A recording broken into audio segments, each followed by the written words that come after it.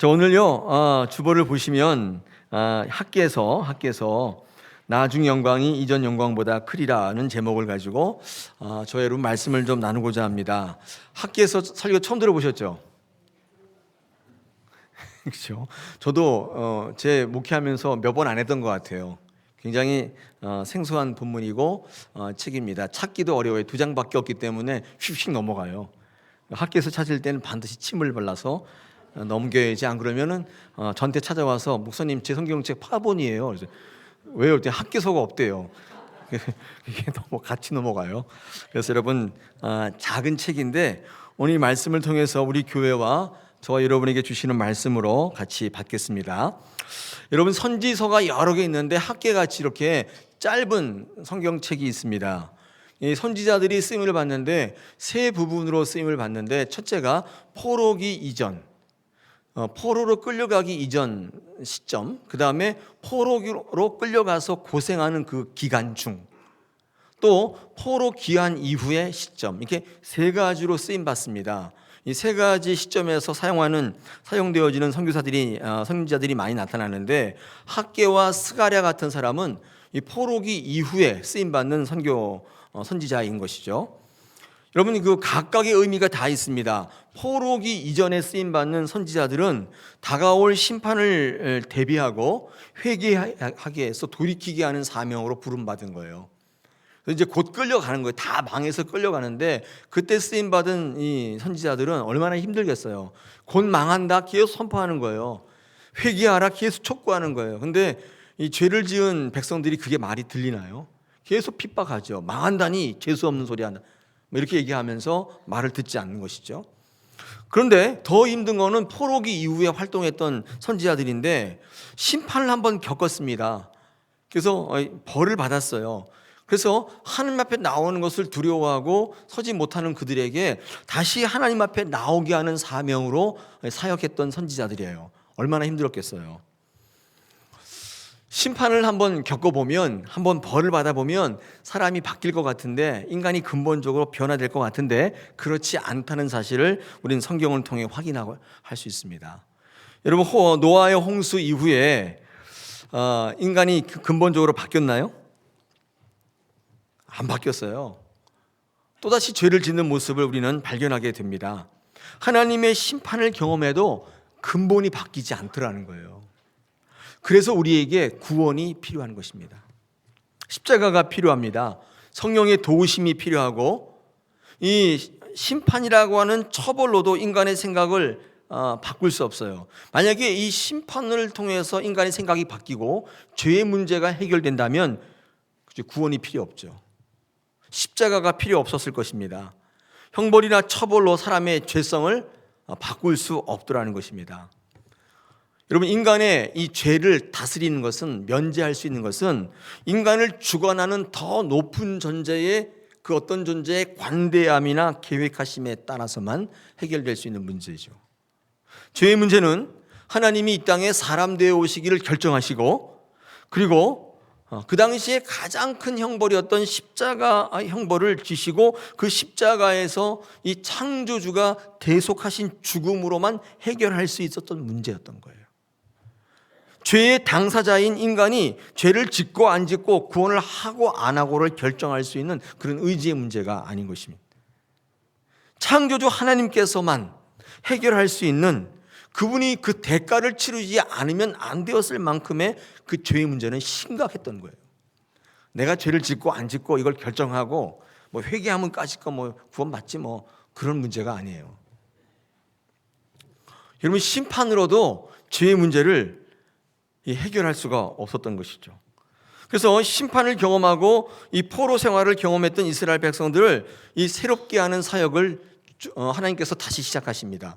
포로로 돌아오게 하셨는데, 귀환하게 하셨는데, 학계나 스가랴 같은 선지자를 세워가지고 그들을 회복시키시고 다시 하나님 앞에 서는 이 귀한 사역을 수행케 하시는 것이죠.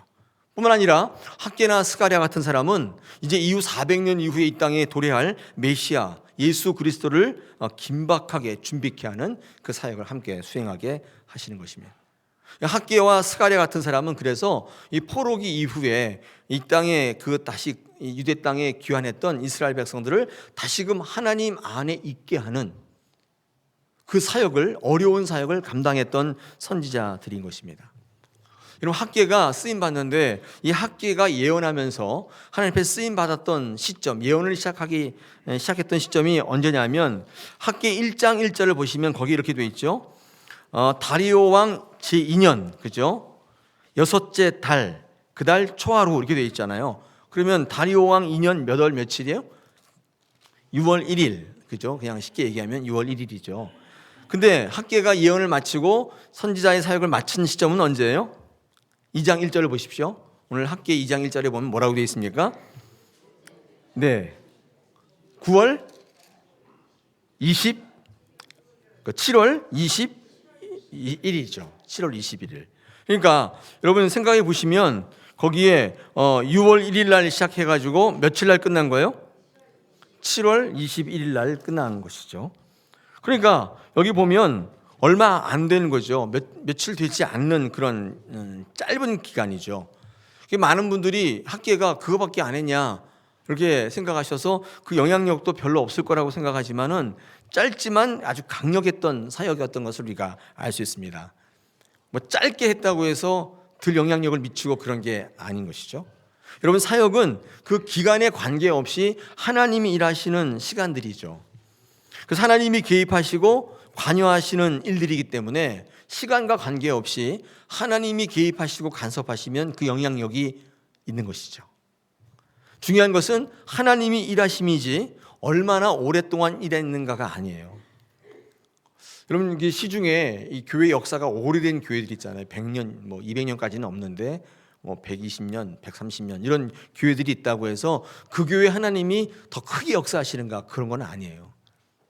우리 교회처럼 세워진 지 24년밖에 안 되는 교회는 하나님 영향력이 없나, 그런 건 아닌 것 같아요. 오늘 학개의 이 사역 기간을 이렇게 보면서 제가 어떤 생각을 하게 됐냐면, 이 기간과 관계없이 이 교회의 임팩트한 영향력은, 성도의 영향력은 우리가 하나님 안에 있는가 없는가, 하나님이 일하시는가 일하시지 않는가의 문제지, 교회를 오래 다녔다고, 무슨 교회가 세워진 지 오래되었다고 그런 문제는 아니라는 것입니다. 우리 인생의 문제도 마찬가지 아닐까요?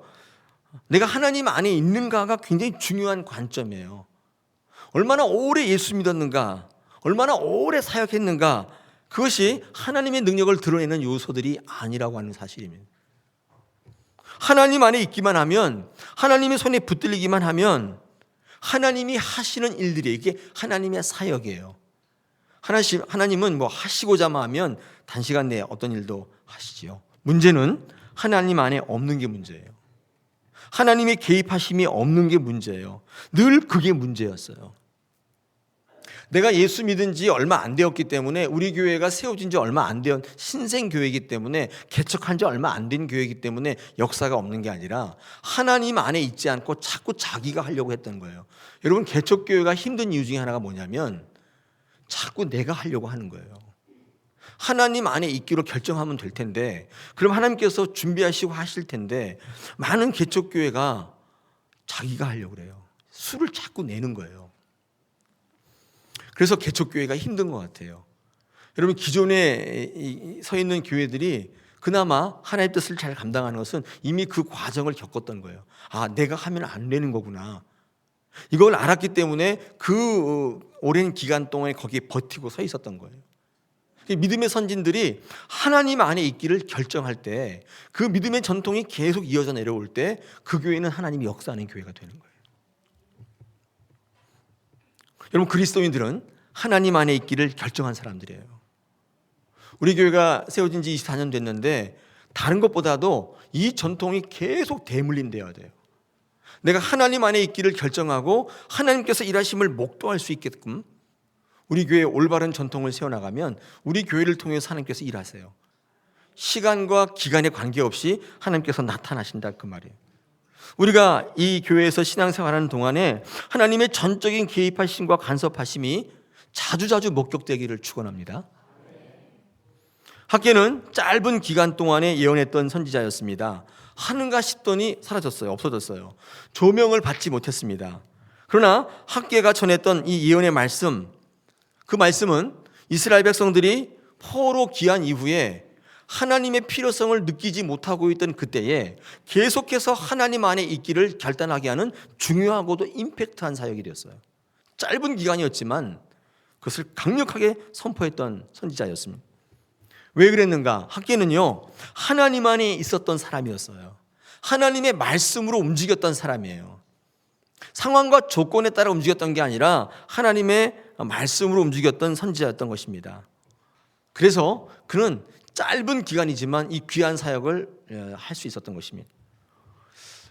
바벨론으로 포로로 끌려갔습니다. 근데 얼마나 막막했겠습니까? 그래서 너무나 힘들고 너무나 어려웠을 텐데, 근데 한번 생각해 보면요, 뭐 괜찮았을 것 같아요. 왜냐하면 여러분, 예레미야의 말씀, 예레미야는 어떤 사람이냐면 포로기로 끌려가기 전에 이렇게 선포했던 사람이에요. 그게 모든 민족이 바벨론으로 포로로 끌려가는 것을 눈으로 보았던 사람이에요. 예레미야는 얼마나 눈물을 많이 흘린지 몰라요. 눈물의 선지자입니다. 여러분, 예레미야의 선지자의 선언 예언 가운데 70년 후에 돌아올 거라는 예언이 포함되어 있어요. 그러니까 걱정하지 말라는 거예요.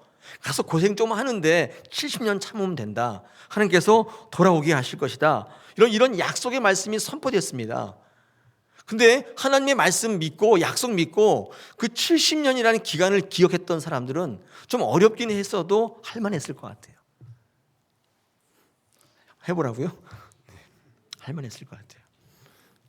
여러분, 우리 군대 갔다 오신 남자분, 그렇죠? 저희 때는 30개월 했는데 요즘 몇 개월 해요? 근데 그거는 한 거 아니에요, 사실은. 그죠? 저보다 아버지 때는 3년 했어요. 그래서 36개월이죠. 36개월. 근데 그거 어떻게 버티냐면요, 제대한 날이 반드시 오는 걸 알기 때문이에요. 그래서 우리 신병들 관물대 딱 열어보면요, 거기 달력이 붙어 있어요. 그래서 하나씩 이렇게 하루 지나면 연필로 이렇게, 제대하는 날 얼마 남았어? 700일 남았습니다.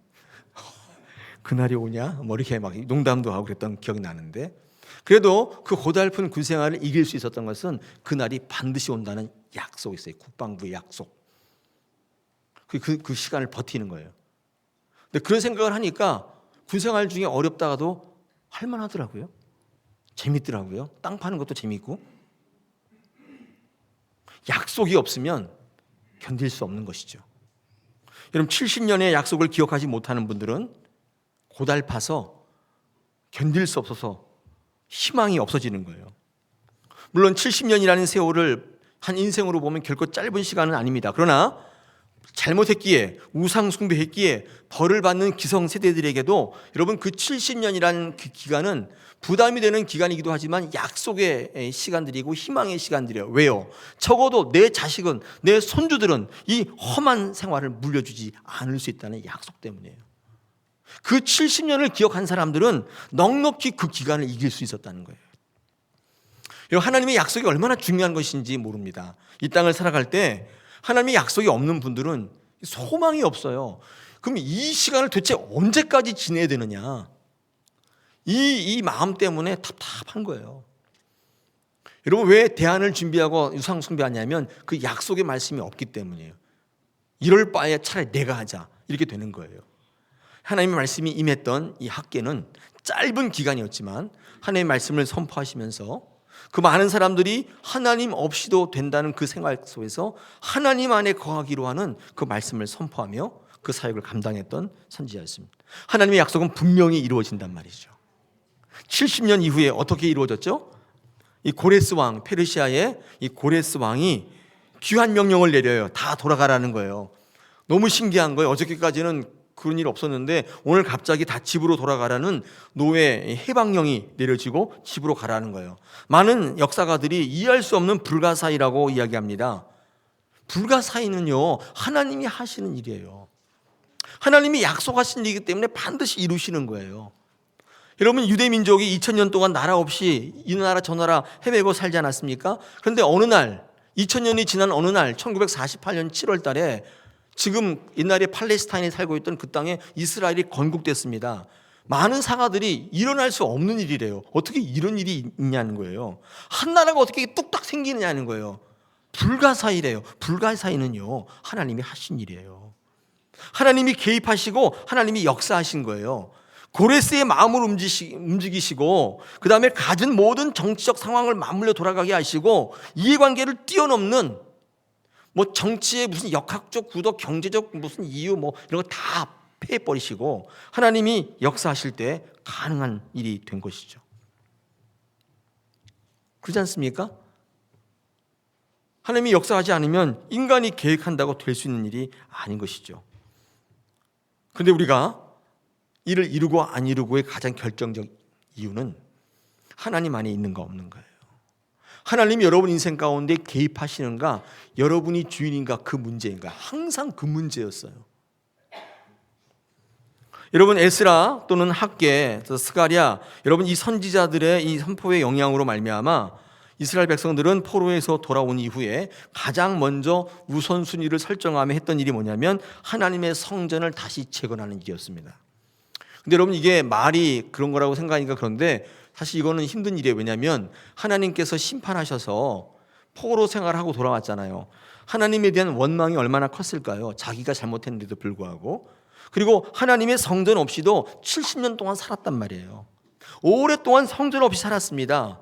근데 성전이 무너지고 회파되어 있다고 해서 그것을 먼저 수축하는 것은 사실 그들에게는 우선순위의 문제가 아닙니다. 없어도 살았거든요. 당장 죽는 문제가 아니에요. 오히려 그 문제보다도 오늘 떼거리가 더 문제예요. 지금 일자리를 찾는 게 더 문제고 먹고 사는 게 더 문제인 거지, 하늘에 뭐 하나님의 성전을 건축하는 게 그게 무슨 문제예요? 그 문제가 아니란 말이에요. 그럼에도 불구하고 에스라, 스가랴, 학개는 생산성을 얘기하고 일자리를 얘기하고 오늘 떼거리를 문제를 얘기한 게 아니에요. 하나님의 성전을 먼저 세우기를 선포했어요. 근데 많은 이스라엘 백성들이 그 선포를 들었을 때 마음이 움직여서 그 일을 감당하게 되었다고 오늘 성경은 기록합니다. 여러분 기성세대들은 할아버지가 되어서 다시 돌아온 그런 사람들은 어렸을 때 끌려갔겠죠. 근데 다행히 70년이 지난 이후까지 살아있던 많은 기성세대들 또는 그 이후에 사람들은 솔로몬의 성전이 다시 지어지는 것을 보면서 회한을 눈물을 흘리고 하나님 앞에 무릎을 꿇게 되었고 감격하게 된 거죠. 젊은 세대들은 축제의 분위기 속에서 새롭게 하시는 하나님의 능력을 만나게 된 거예요. 한쪽에서는 통곡하고 한쪽에서는 기뻐하는 이 두 감정이 교차되는 묘한 가운데에 이 성전이 다시 서시기 시작하는 거예요. 놀라운 일이 벌어진 것이죠. 여러분 그런데 그렇게 기성세대나 젊은 세대만 있었던 건 아닙니다. 제가 지금 말씀드렸던 지금 성전 지을 때냐? 지금 당장 떼거리가 없는데 지금 그게 중요해? 우리 70년 동안 성전 없이 지냈어. 지금 그게 중요한 게 아니야. 오늘 당장 뭘 먹을 건데 이렇게 외치는 사람들도 있었습니다. 자신의 이해가 엇갈리는 그런 관계 속에서 그들은 갖은 방해를 한 거예요. 페르시아 왕에게 거짓 보고를 하고 모함을 하고 백성들을 모아놓고 경제적인 논리, 삶의 상황들을 호도하면서 부정적인 이야기를 계속하는 거예요. 그리고 백성들의 공감대를 깨트리는 현실적인 방해 작업을 계속해 나갔던 것입니다. 무엇보다도 너희가 이것을 결정하게 되면 이 모든 것들은 너희에게 고된 일이 될 것이며 부담이 될 수밖에 없다는 것을 강조함으로써 하나님이 그 가운데 역사하시는 것을 보지 못하게 하는 영적 방해 작업을 은연중에 자기도 모르게 해 나갔던 거예요. 여러분 그래서 성경을 읽어보면 이 성전을 재건하자고 초기에 부르짖었던 이 모든 계획들이 16년 동안이나 중단되었던 사실을 성경을 통해 확인할 수 있습니다. 오늘 본문은 아닌데 에스라서 4장 24절에서 5장 2절까지를 제가 한번 읽어보겠습니다. 여기 이렇게 기록하고 있습니다. 이에 예루살렘에서 하나님의 성전 공사가 바사 왕 다리오 제2년까지 중단되니라. 선지자들 곧 선지자 학개와 이도의 손자 스가랴가 이스라엘의 하나님의 이름으로 유다와 예루살렘에 거주하는 유다 사람들에게 예언하였더니 이에 스알디엘의 아들 스룹바벨과 요사닥의 아들 예수아가 일어나 예루살렘에 있던 하나님의 성전을 다시 건축하기 시작하며 하나님의 선지자들이 함께 있어 그들을 돕더니, 이게 무슨 말이냐면 그런 방해하는 세력 때문에 16년 동안이나 이렇게 공사가 중단되었는데 학개 같은 사람, 스가랴 같은 사람, 영적으로 눈을 뜨고 있는 사람들이 일어나서 예언하고 선포하고 하나님의 말씀을 증거하기 시작하니까 성전 공사가 다시 시작이 되었다. 그렇게 우리에게 말씀하고 있습니다. 놀라운 것이죠. 경제적인 논리, 상황의 논리를 이기게 하는 힘이 뭐냐? 하나님의 말씀이 선포될 때, 그 안에 있기를 결정할 때 모든 삶의 정황들을 이기고 나아가더라는 거예요. 그러기 위해서 학개와 스가랴 같은 선지자를 불러서 이 기간 동안에 다시금 공사를 재개할 수 있도록 쓰임받게 되는 것입니다. 여러분, 학개하고 스가랴 같은 사람은 이런 성전을 재건하게 해서 다시금 하나님의 안에 있게 하기 위해서 쓰임받는 선지자들이었습니다. 이 두 사람은 되게 유명한데 같은 동시대에 있었던 선지자들인데요. 이 스가랴가 조금 더 오래 했죠. 근데 두 사람은 사역 스타일이 완전히 달라요. 학개 같은 사람은 오늘 2장의 학개서를 읽어보시면 아시지만 굉장히 단도직입적이에요. 그리고 군더더기가 없어요. 기면 기고 아니면 아니에요. 그래서 책망합니다. 때로는 책망해요. 막 나무라고 막 뭐라고 해요. 그러나 때로는 강력하게 도전하는 메시지로 증거합니다.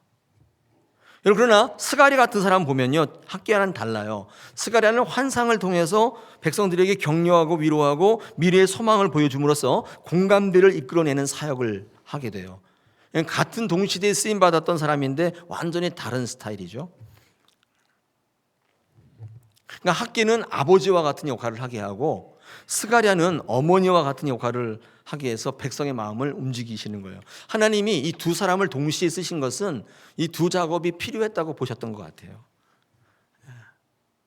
우리에게도 이 두 부분이 있어야 될 것 같아요. 선포하고 예언하고 책망하는 기능이 반드시 있어야 됩니다. 그리고 또 한편에서는 만져주고 쓰다듬어주고 위로하는 사역이 또 반드시 가야 돼요. 할렐루야. 네. 그렇게 되었으면 좋겠습니다. 제가 말씀을 선포하는 목사이니까 저는 하나님의 말씀을 가감없이 전달하고 우리 장로님들은, 권사님들은 우리 성도들의 마음을 만져주고, 여러분, 그러면 이 다사랑교회에 하나님이 그 마음이 그대로 전달되어서 하나님의 성전이 온전히 서가는 놀라운 역사가 발견될 줄 믿습니다. 네. 그럼 마냥 좋은 얘기만 할 수 없는 거잖아요. 마냥 잘 된다고 얘기만 할 수 없는 거잖아요. 하나님 말씀의 때에 따라서 적절히 선포될 때 이런 말씀에는 책망의 기능이 있거든요. 그것을 달게 받고 내 모습을 돌아볼 수 있는 그런 성숙한 우리 다사랑의 성도들 되시기를 축원합니다. 여러분, 학개가 이런 선지자의 역할을 감당하니까 이 중단되었던 성전 재건의 사역이 이 두 선지자의 사역 이후에 단 23일 만에 재개돼요. 제가 성경 읽으면서 깜짝 놀랐어요. 여러분, 23일 만에 다시 할 수 있었던 일이었는데 왜 16년 동안이나 중단되었을까요? 한번 생각해 보십시다. 외적으로 보면 방해하는 세력들이 있었기 때문이라고 얘기할 수 있지만 과연 그것 때문이었는가요? 생각해 보세요. 몇몇 사람들이 방해 때문에 16년 동안 멈춰지고 못하는 일이라면 제가 볼 때 그건 하나님의 일이 아니에요. 하나님의 일이 아니에요. 진짜 하나님이 명령하시는 소명적인 일인가 아닌가를 판단할 수 있는 중요한 기준이 뭐냐면 상황과 조건들을 이길 수 있는가 아니면 거기에 끌려가는가를 보면 알아요. 환경과 조건들이 안 좋아서 일이 되지 않는다면 그것은 부르심이 아니에요. 하나님의 사명이 아닌 거예요. 하나님 시키신 일이 아니에요. 왜요? 하나님은 상황과 환경에 끌려다니는 분이 아니에요.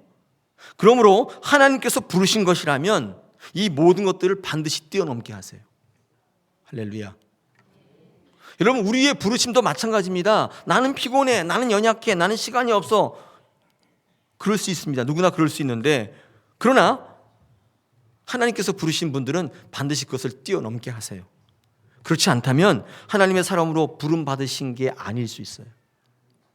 하나님은 그런 환경에 넘어져서 허덕이는 분이 아니시기 때문에 진짜 사명은 어떤 일이 있어도 포기하지 않는 거예요. 그게 사명이에요. 그러니까 사명이라고 하는 한자를 보시면 이 사자에 삐칠 획이 있는데 이 획이 이게 칼도자거든요. 왜 사명이라는 글자 안에 칼이 들어가 있습니까? 칼이 내 목을 겨누어도 갈 수밖에 없는 길이에요. 죽어도 가는 길이란 말이에요. 여러분 신학교에 신학생들이 입학할 때 전부 불덩어리예요. 활활 타올라요. 내가 이게 한 목숨 말이야. 진짜 내가 하나님 위해 살겠다. 뭐 이러고 막 다 와요 신학교에. 한 조가 되어서 자기 소개하면요, 아 진짜 비장해요. 순교할 것 같아요. 그러면서 자기 부르심 받았다고 다 신학교에 와요. 한 명 하면 자기 소개를 하는데 그 기억이 나요. 근데 여러분 그 하나님의 부르심이 언제 실체를 드러내는가?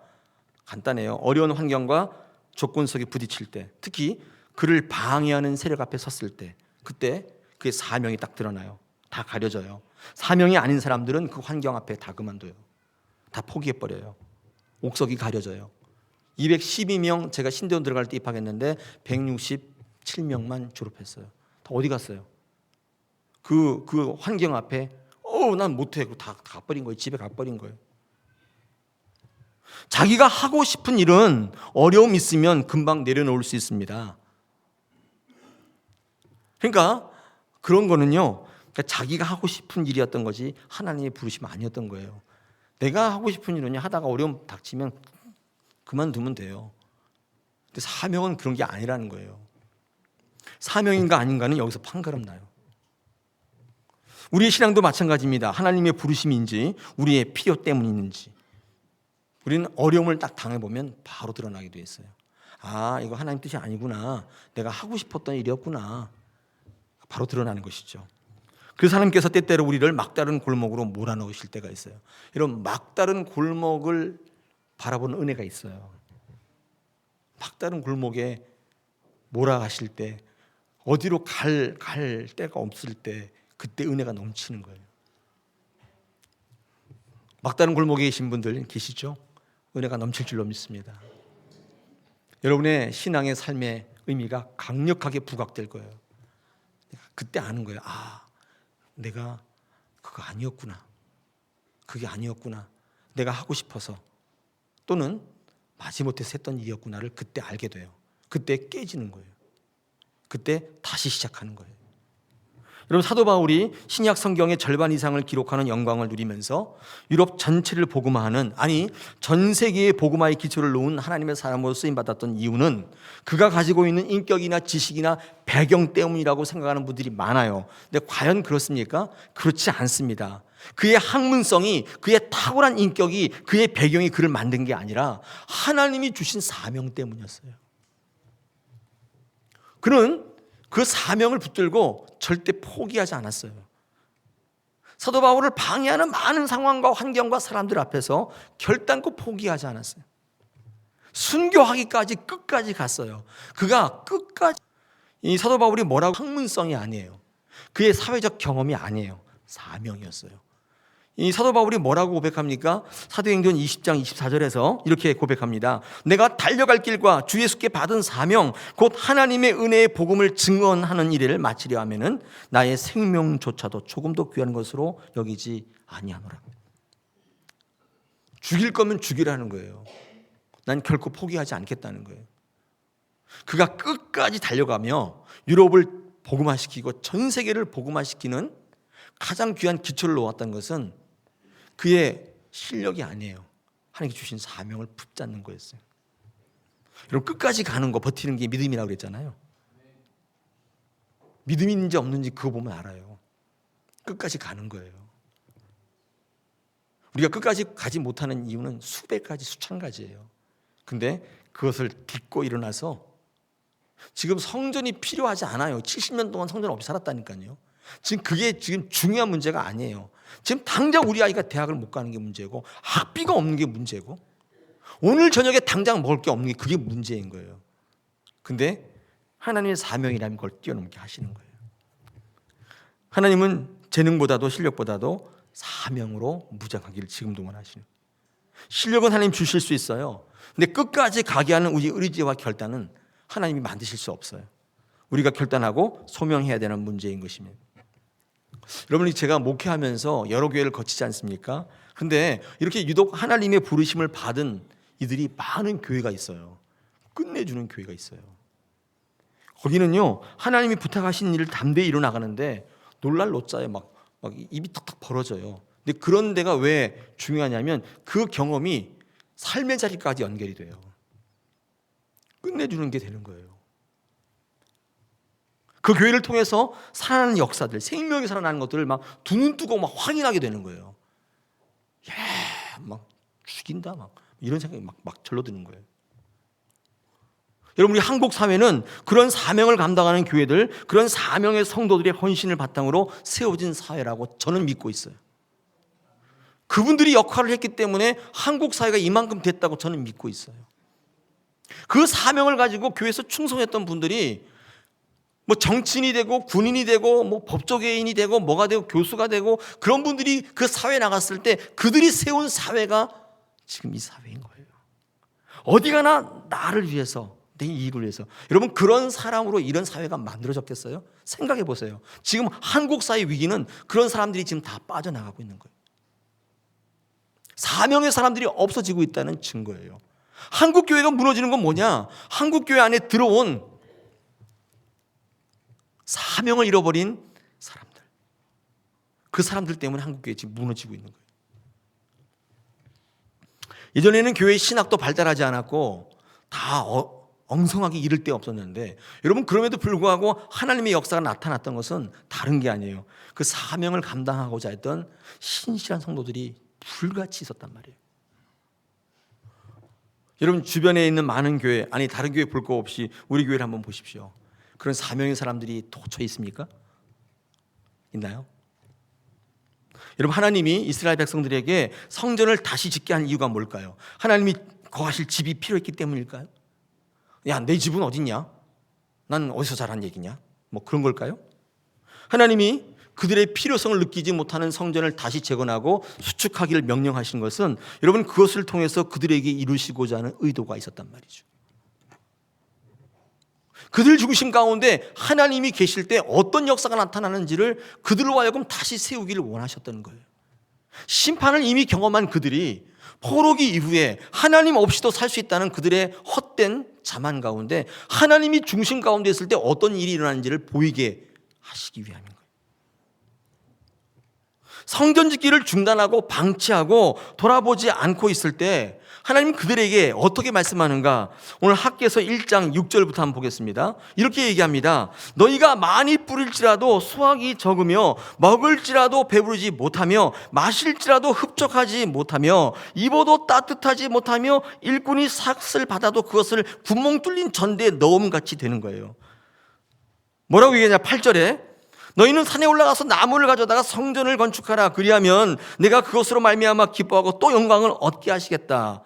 9절 많은 것을 팔았으나 도리어 적었고 너희가 그것으로 집으로 가져갔으나 내가 불어버렸느니라. 그러면서 내 집은 황폐하였으되 너희는 각각의 집을 짓기에 위하여 빨랐습니다. 이렇게 말씀하고 있어요. 귀한 이후에 너희의 삶을 한번 보라는 거예요. 많이 심었지만 거두지 못하고 열심히 일했는데 수고대로 거두지 못한 이유를 아느냐? 그건 하나님의 성전이 저렇게 방치되어 있는데 너희 집 짓고 치장하는 데만 몰두했기 때문이 아니냐고 학계는 단도직입적으로 직언하고 있는 거예요. 학계만 할 수 있는 거예요. 이건 스가랴는 이렇게 얘기 안 합니다. 식어진 소명, 우선순위가 뒤바뀜, 하나님의 일이 가장 우선 순위여야 하는 우리 그리스도인들이 시간이 지남에 따라 자신의 일이 가장 중요한 일이 되어버린, 그래서 우선순위를 바로잡기 위해서 쓰임받게 부름받은 게 학계예요. 이름은 좀 이상하지만 학계. 뭘 학계? 이거 학계. 네. 이름이 이상하죠? 한대요. 학계. 여러분, 오늘 공교롭게 이 메시지가 오늘 교회 증축을 논의하는 임시재직회가 있는 주일에 여러분에게 하게 되어서 저는 이거 우연이 아니라고 생각이 됩니다. 여러분, 우리 다사랑교회는 24년 전에 1996년 9월 8일 9월 둘째 주일이죠. 목동 7단지 앞에 있는 세신빌딩 8층에 개척된 교회입니다. 어딘 줄 아마 거기 다 아실 수 있어요. 이 다사랑교회라고 이름을 붙였는데 처음부터 다사랑교회는 아니었고 이렇게 뭐 여러 가지 이름이 있다가 다사랑교회 이름을 붙였는데 이유는 뭐냐면 이 교단을 초월해서 에큐메니칼한 교회를 이루자라는 이 초대 개척 선진들의 뜻이 반영된 이름이라고 그래요. 다 사랑했다는 거예요. 좋죠. 다사랑교회. 너만 사랑하겠다는 게 아니라 다 사랑하겠다고. 특정한 그 사람만 사랑하겠다는 게 아니라 다 사랑하겠다고. 우리 옆에 있는 분들에게 한번 해보겠습니다. 다 사랑할게요. 한 번 더요. 다 사랑할게요. 고백하셨습니다. 그 사람만 사랑하는 거 아니에요.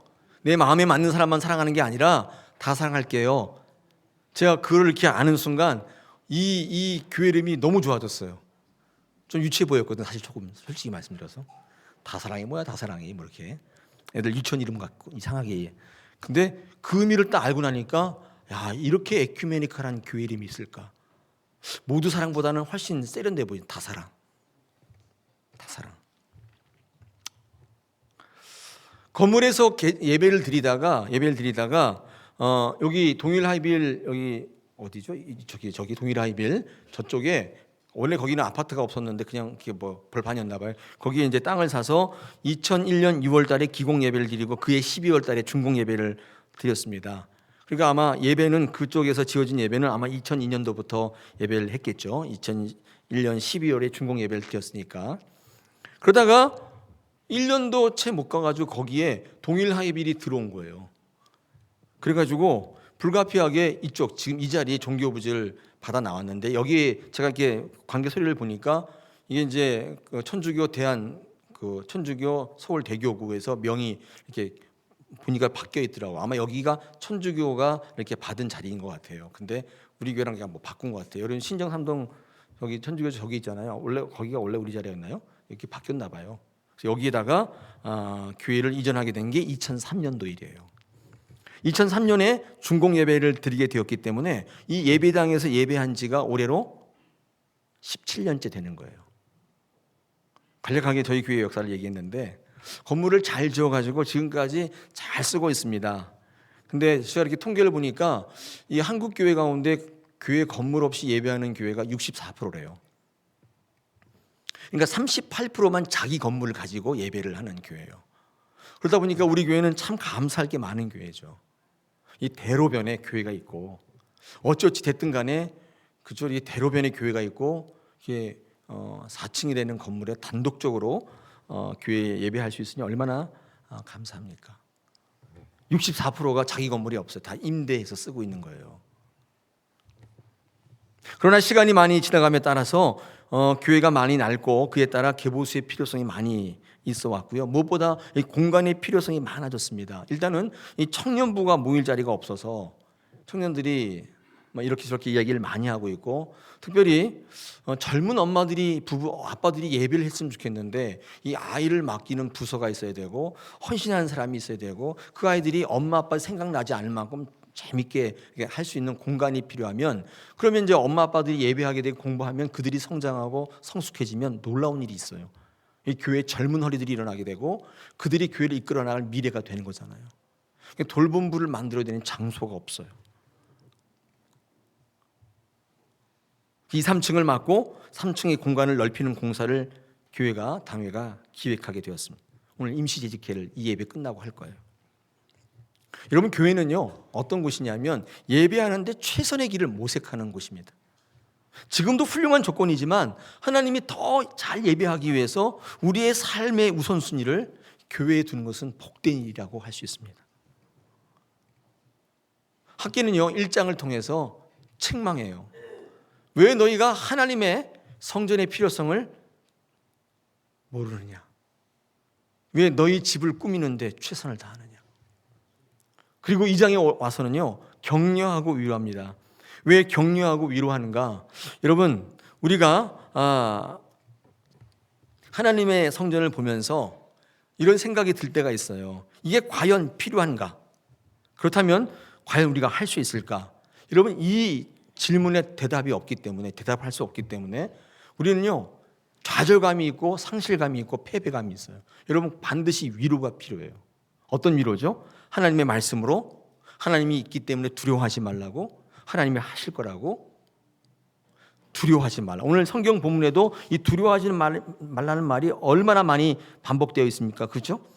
우리 5절에도 있고 4절에도 있고 그다음에 우리 또 9절에도 있습니다. 두려워하지 말라. 그래서 뭐라고 말씀하세요? 은도 내 것이요 금도 내 것이다. 여러분, 우리 교회는요 지금 우리 아이들에 대한 생명의 미래를 이야기하는 것이고 젊은 세대에 대한 말씀의 소망을 이야기하는 것입니다. 이게 오늘날 우리 다사랑교회가 가지고 있는 교회 사명일지 모르겠습니다. 다음 세대의 생명을 이어가게 할 수 없다면 사실 교회의 생명이 끝난 거죠. 여러분, 그래서 굶더라도 가르치는 일을 포기할 수는 없는 거예요. 빚더미에 올라앉아도 아이들을 가르치는 것은 쉴 수 없는 거예요. 그게 미래이기 때문에 그래요. 빚더미에서 해방시킬 미래가 바로 그거예요. 집이 어려우니까 우리 아이들을 다른 집에서 교육시키자는 논리도 있습니다. 우리 같은 작은 교회에서 다 할 수 있습니까? 우리 아이들을 다른 교회에 가서 배우게 합시다. 여러분, 그렇게 이야기할 수 있는 논리도 있을 수 있죠. 우리 교회가 작은 것은 사실입니다. 모인 사람도 별로 없습니다. 보잘것없이 보일 수도 있습니다. 그렇다고 내 아이를 다른 집에서 교육하게 할 부모가 있습니까? 여기에 그런 부모 계십니까? 그렇다면 부모인 것을 포기하는 것이고 가정을 포기하는 거예요. 생각해 보십시오. 하나님께서 두 사람을 만나서 가정을 이루고 새 생명을 낳게 하셨어요. 그 이유가 뭐예요? 그 가정을 통해서 이루실 생명이 있기 때문이에요. 다사랑교회를 통해 이루실 생명의 계획이 따로 있으세요. 오늘 학기의 2장 3절을 보니까 그렇게 되어 있습니다. 이렇게 말해요. 이제 이것이 너희에게 어떻게 보이느냐? 이것이 너희 눈에 보잘것없지 아니하냐? 우리 교회를 보면서 하는 얘기죠. 4절에 보니까 굳세어라, 굳세게 일할지어다, 굳세어 질지어다. 이 땅의 모든 백성아 스스로 굳세게 하여 일할지어다. 내가 너희와 함께하겠다. 5절에서 내가 너희와 언약한 말과 나의 신이 오히려 너희 중에 머물러 있나니 너희는 두려워 말지어다. 이야기하고 있습니다. 여러분, 경제적인 것들을 이제 고민하는 분이 많이 있습니다. 그것도 이해하고 있을 수 있는 얘기죠. 근데 여러분, 여기 계신 우리 기성세대 여러분 생각해 보세요. 여러분 어떻게 공부하셨어요?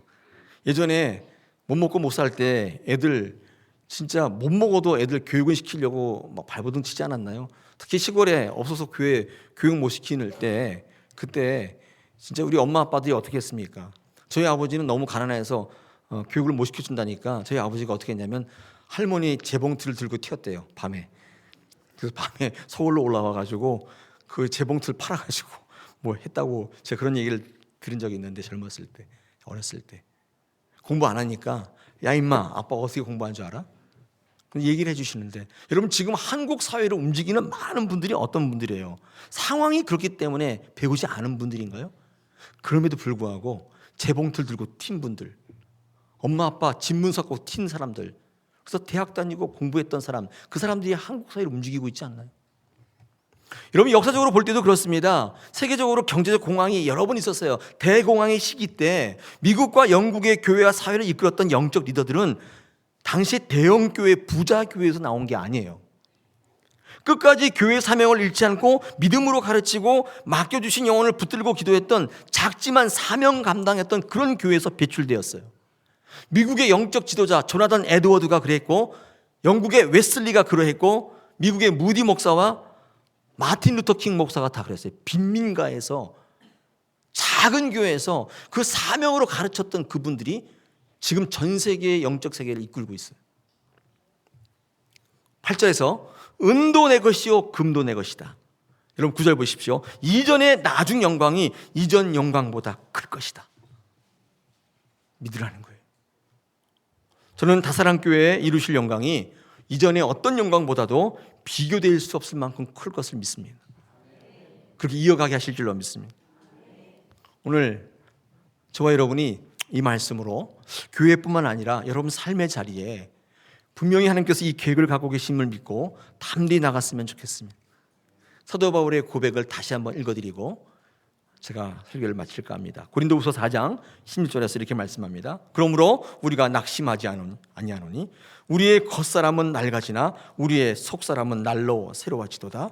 우리가 잠시 받는 환난에 경한 것이 지극히 크고 영원한 영광에 중한 것을 우리에게 이루게 하미니 우리가 주목하는 것은 보이는 것이 아니요 보이지 않는 것이니 보이는 것은 잠깐이요 보이지 않는 것은 영원함이니라. 아멘.